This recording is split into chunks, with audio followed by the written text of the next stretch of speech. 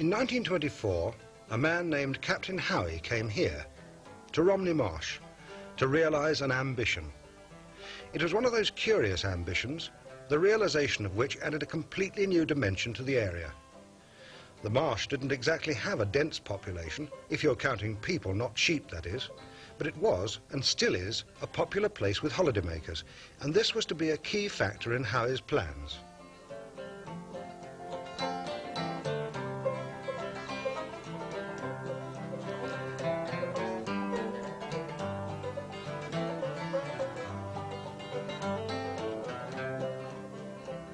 He had a passion for racing cars and railway locomotives, and not being short of cash, he came here to build his very own railway.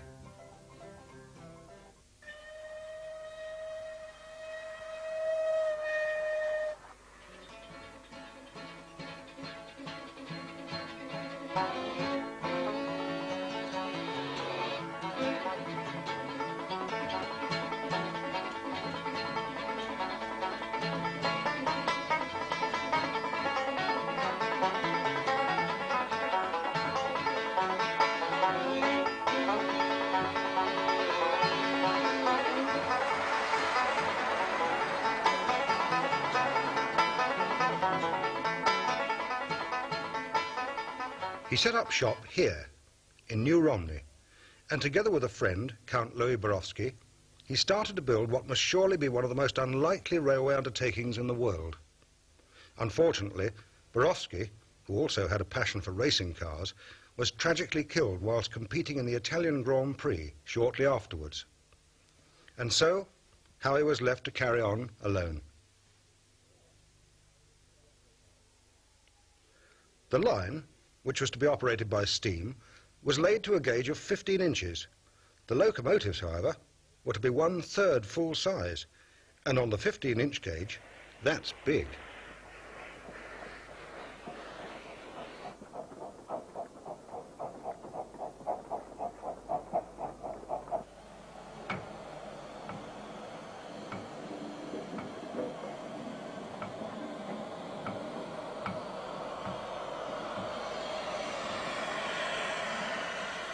The line opened for business in August 1926, although the whole of the new Romney-Hythe route was not completed until the following year.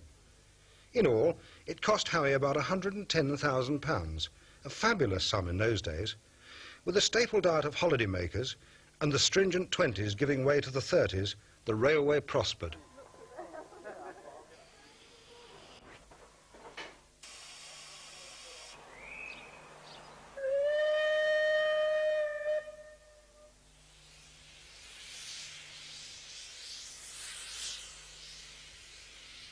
Hythe had conceived his railway as a main line in miniature, and that's just how it's always been. The timetable is intensive, the trains run fast, and a high degree of operating expertise is required.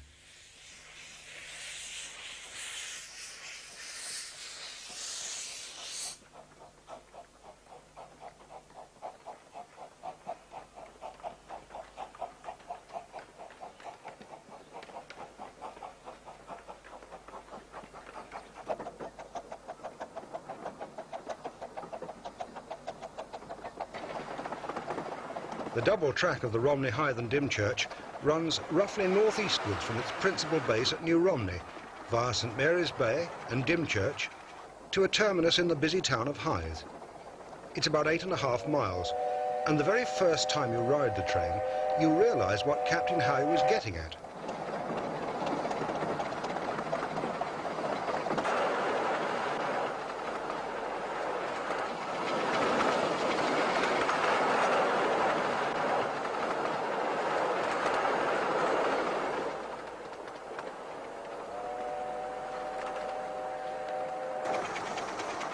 This is certainly no meandering branch line.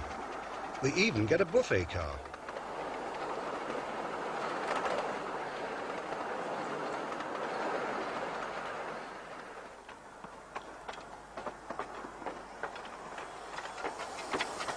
It's a very level route, which enables the haulage of long and heavy trains, but the line has more than its share of level crossings. It runs parallel to the coast, and nearly all roads to the sea have to cross the track somewhere. The level crossings, once a source of danger in the days before flashing lights, are now merely an expensive addition to the operating costs.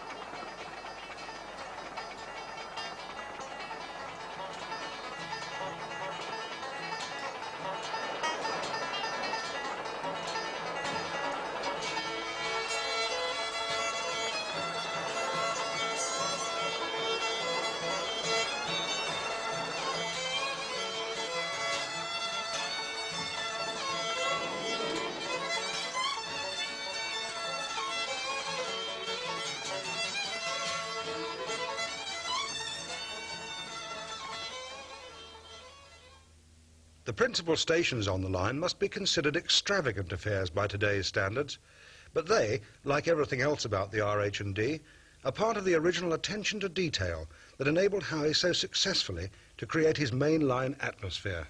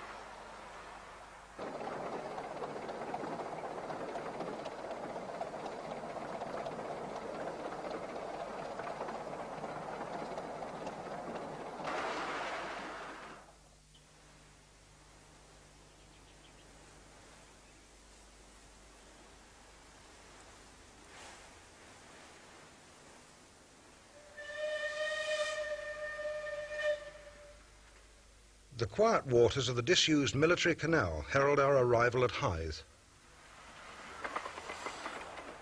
the grand terminus of the railway.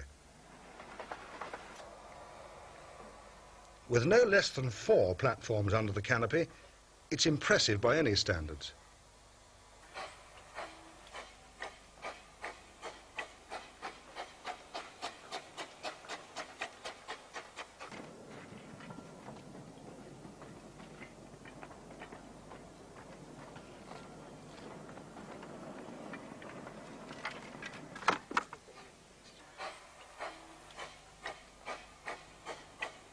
Behind the neat signal box, the second of the line's turntables and a small engine shed. Here the locomotive is turned and serviced in readiness for the 13-mile slog that will take it to the westernmost extremity of the line, Dymchurch.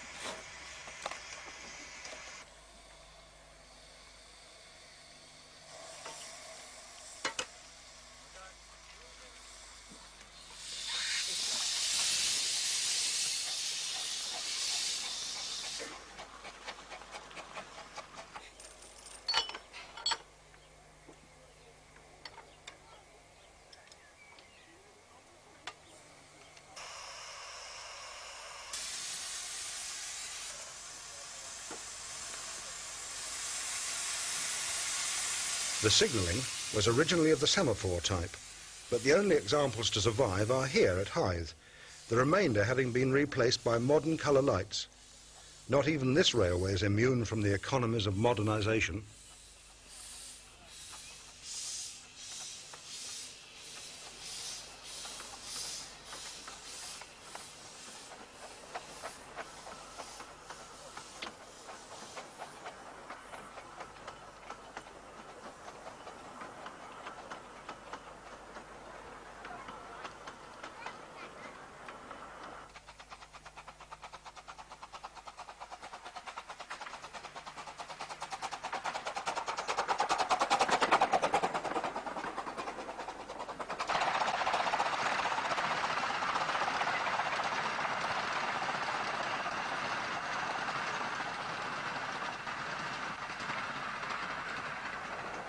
In fact, with the heavy burden of track renewal and a considerable full-time staff to support, Hythe's little railway has been suffering all the same financial ills as its big brother.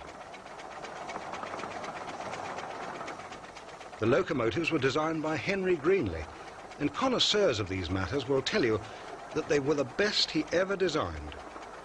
Built by Davy Paxman of Colchester, most of them date from the original opening of the line nearly 50 years ago. The fleet consists of 5 Pacifics of the LNER type, all dating from the 1925 to 1927 period. 2 482s of the same vintage, the only 482s ever to run in Britain incidentally, and 2 Canadian-type Pacifics built by the Yorkshire Engine Company in 1931. The only recent addition has been a further Pacific imported from Germany.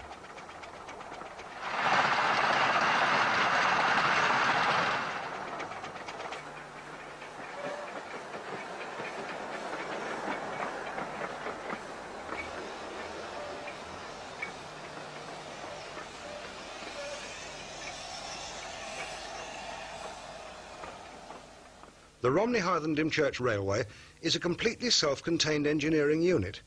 Its extensive workshops at New Romney are able to tackle everything from boiler repairs to the building of passenger coaches.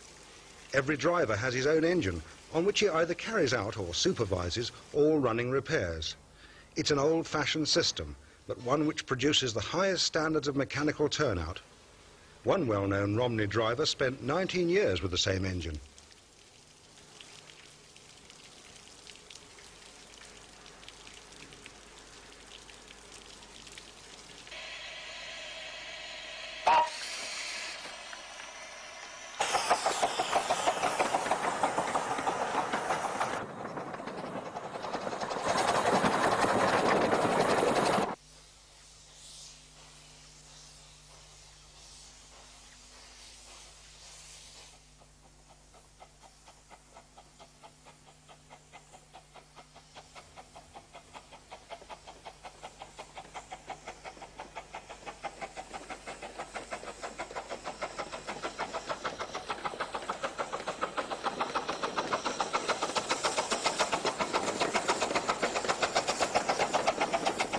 The section of line from New Romney to Dungeness sees much lighter traffic than the Hythe line, and a single track suffices.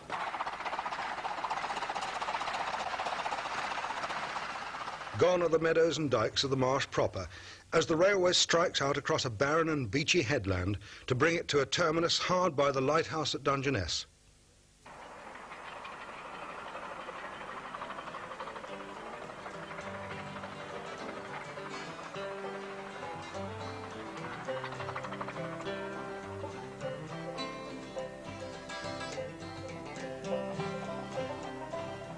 The station here is situated on a large reverse loop, so that engines don't need to turn. The trains simply pass round the loop and head back towards New Romney.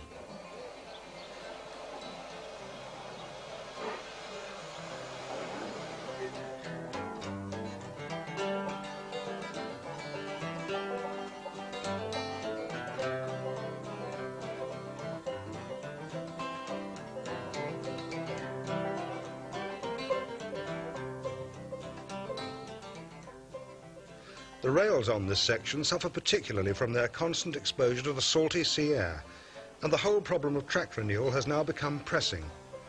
There have certainly been recent speculations about the total closure of the railway, and although this seems unlikely, there's a real prospect of the double track section being reduced to a single track.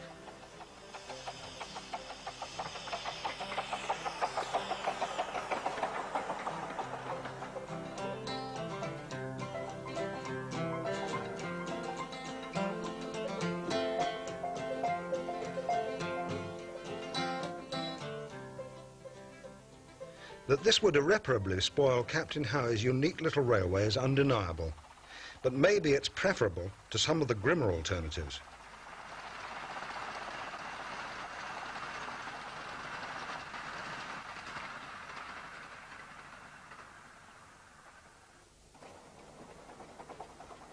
Captain Hythe died in 1963, and according to his last wish, his ashes were scattered here in the station yard of his beloved Romney. The line was taken over first by 2 bankers, and then by a public company. But since Hythe's death, it has struggled from one financial crisis to another.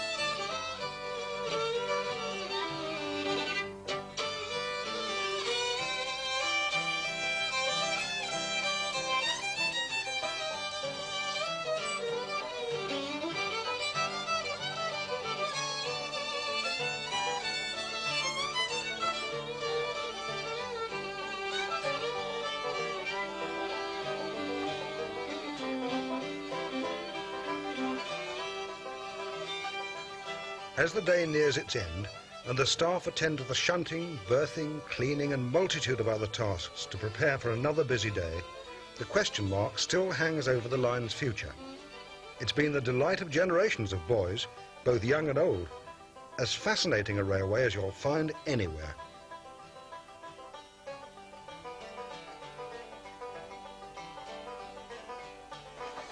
Come to Romney and ride the train.